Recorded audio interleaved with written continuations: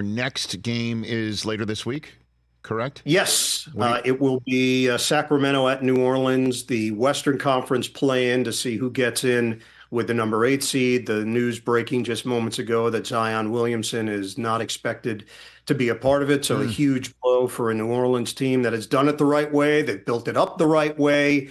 It seemed like they were in good shape at home, coming from behind against the Lakers and putting pressure on LA in the fourth quarter, only to see Zion walk off after a made bucket.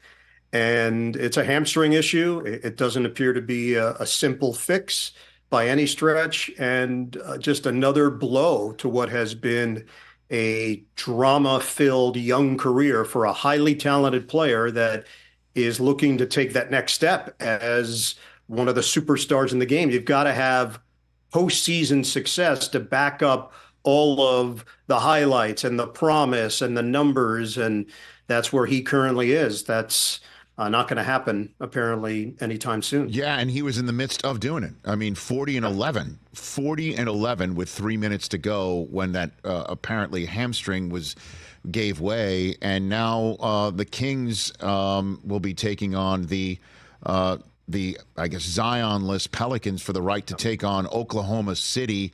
How much of a threat do you think Oklahoma City is here with the Nuggets and the leading?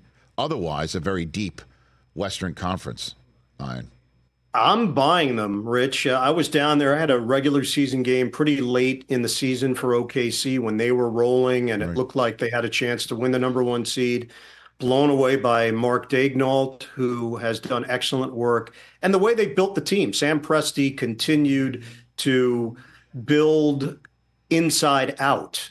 Bought into the idea that you can build through the draft and then some key acquisitions along the way. He was accumulating assets, and most people were looking at it saying, okay, what's he doing? He's saving them for a rainy day?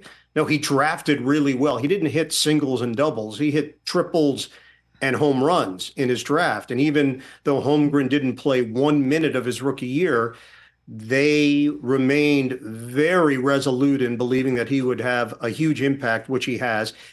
Shai Gilgeous-Alexander has been more than they even imagined. When they made that deal for Paul George, and Kawhi Leonard at the time in LA wanted a proven star. Who knows what the Clippers would have been like if Shai was still there with Kawhi, but it doesn't matter. It happened the way it was supposed to happen, and now he's been able to blossom and become an MVP candidate. Jalen Williams is a bona fide star in the making. They're deep. They have tremendous chemistry. I know they're inexperienced, and that'll be the first thing that people point towards, but I think they're real. I think this team has a clear home court advantage, and now we're going to see how the experience factor actually plays into it. Potentially against the Kings, who eliminated the Warriors last night. You want to chime in on the sports talk topic du jour, Ian, that the Warriors dynasty is now officially over? You want to chime in on that? I think they've tried to lengthen it as long as they possibly could. I think this is a dilemma for any team that wins a championship. How do you keep it rolling? How do you transition to the next iteration of what your team is going to be? And it's going to focus on Klay Thompson and how much he still has left. Is he more valuable to Golden State? Is someone willing to still pay him large amounts of money to be a part of their team moving forward? My sense would be that they will move on unless Klay just wants to take an absolute discount to keep this thing going. But it really feels like this is the end. This was the final chapter in many ways. And now you've got to figure out which parts stay and how you now segue into whatever it is you're going to be as an organization. They had tremendous success. To me, a modern day dynasty in today's terms, because of how they did it, and they did it with some different pieces along the way, but I don't see how. I don't see how they can keep this core group together and expect for it to magically get better. It's time. I think deep down they know it. They've tried to postpone it as long as possible, but now the real work begins in figuring out who stays, who goes, and what direction they're going to go in. Yeah, you got that sense. I mean, Steve Kerr saying at the podium yesterday, like nothing lasts forever.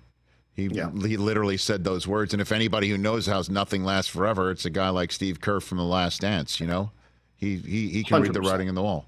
So, 100%. you know, one thing if you could do for us, because we were wondering this earlier on, now that you are calling the Kings game, can you ask Sabonis if he was in fact born with a black eye? Was that it? Was he born with a shiner? Because it just seems like he's always got one. Do you mind doing that for us? Getting on that? Yeah, I'll do some legwork on that. I'll reach out to Arvidas. I'll do some family tree history. I'll see if there's something in the gene pool. He does mix it up. His numbers this season have been ridiculous. Yes. Yeah, double machine. That's right. not even doing it justice. It's every single game, and he always seems to have like scratches on the top portion of his arm, on his back, on the exposed portion of his back. That there is a reason why he has taken on this kind of role, willing to do the dirty work. He does it game in, game out. A lot of credit to how he carries himself and what he puts out there. And still, if you get a sense of who he is, he's very positive and smiley. He's got a really nice way about him. This is one of the rarities in sports, Rich, where we can look back on a trade and say both teams made out well. Yes, sir. And I really think they did. Tyrese Halliburton's obviously a star. Indiana's built around him. And for Sacramento, it's what they needed. They had to make a decision between De'Aaron Fox and Tyrese Halliburton. We could go back and forth on whether or not they made the right one. De'Aaron Fox is an all-star performer, and they got an all-star performer in someone that is a part of their core in Domantas Sabonis. Catch the Rich Eisen Show every single day on the Roku channel, 12 to 3 Eastern, for free.